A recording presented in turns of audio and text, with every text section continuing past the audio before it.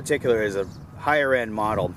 It has a nice stainless steel finish on it and these nice checkered rosewood grips, and they're very heavily stippled on them, so he actually had the complaint that they were biting into his hands when he was shooting, but that's okay. The FS model has a few new upgrades to it, like the 3-dot sights on there, ambidextrous safety on there, and a couple other just little design features that are kind of nice.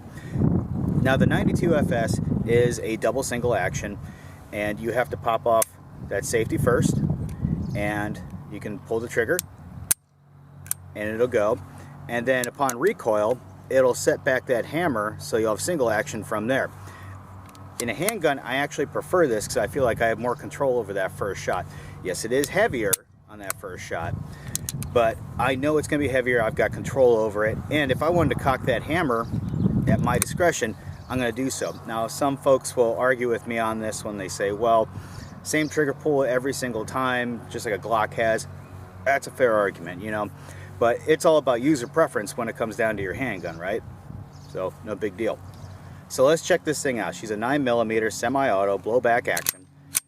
She's back just like that. Comes standard with two 15-round magazines. Now, my buddy supplied me with a 15-rounder and an 18-rounder aftermarket, and we're going to take those both through their paces. I have a particular affection for this type of firearm because it's similar to the one that I carried when I was in the Marine Corps. We all had M9s, and they were all blued finish, nothing fancy like this, just standard plastic grips. And these things are workhorses. They do pretty good. They shoot straight, they have high capacity, and you know, that's pretty much what you need. Some folks will argue, okay, well, it doesn't have the stopping power of a 45 like the old 1911s, and that's a fair argument, but shot placement, shot placement, shot placement wins the day, right? And on top of it, if you're dealing with armor, neither this nor a 45 is going to do anything. So, I mean, you got to pick and choose your battles there. So, a little bit less weight behind the bullet, but you got a higher velocity and a higher capacity, and it goes longer range straighter. So it's no mystery why they would pick the M9 Beretta as a service weapon over the 1911s. Now in 2017, the Army actually stopped using this. They moved over to the SIGs, which I think in all circles everybody would agree that's a better move. This has become a relic.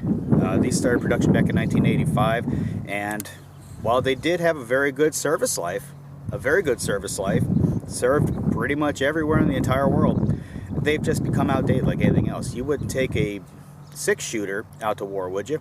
No, you wouldn't. You're going to upgrade as technology upgrades, but that's another matter. Now, loading her up is pretty straightforward.